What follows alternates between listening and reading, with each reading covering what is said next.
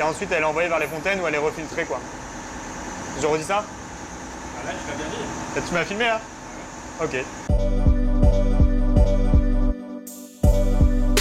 Alors je m'appelle Léo Le Benven. À bord, je suis officier polyvalent. C'est-à-dire que le matin, je suis officier machine et l'après-midi, je suis officier au pont. Alors cette machine, c'est un osmoseur. C'est ce qui nous permet de produire l'eau douce à bord. Son fonctionnement, c'est qu'on pompe l'eau de mer. L'eau de mer, ensuite, elle passe dans plusieurs filtres, du plus gros au plus petit, on va dire. Donc d'abord, il y a un gros filtre des crépines où on filtre tout ce qui est les algues, les crevettes, tout ça. Ensuite, ça passe dans un filtre à sable, une sorte de gros filtre, où là, on enlève les impuretés un peu plus petites, mais ça reste toujours très grossier.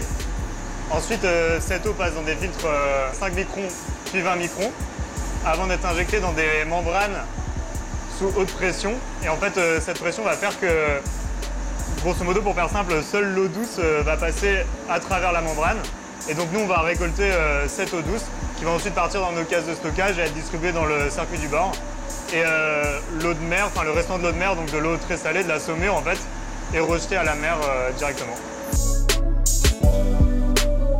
Alors cette eau n'est pas potable directement en fait. En gros, l'eau qu'on produit est traitée avec du chlore, puis elle est envoyée dans la caisse. L'eau qui va être dédiée à l'eau potable, elle est pompée dans la caisse, elle est déchlorée. Donc on enlève le chlore parce que c'est pas terrible au niveau du goût. Et ensuite elle passe par un filtre à UV pour tuer les bactéries en gros.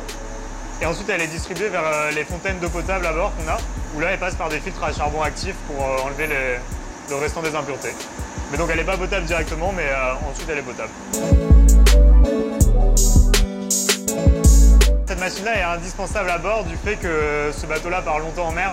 Donc on ne pourrait pas tenir 2 mois juste avec nos réserves d'eau. Donc en fait on est obligé d'avoir des systèmes de production d'eau douce. On consomme environ 20 mètres cubes par jour et on produit 20 mètres cubes par jour. Donc en fait ça s'équilibre. Donc si on n'avait pas cette machine à bord, bah, on ne pourrait pas travailler en fait.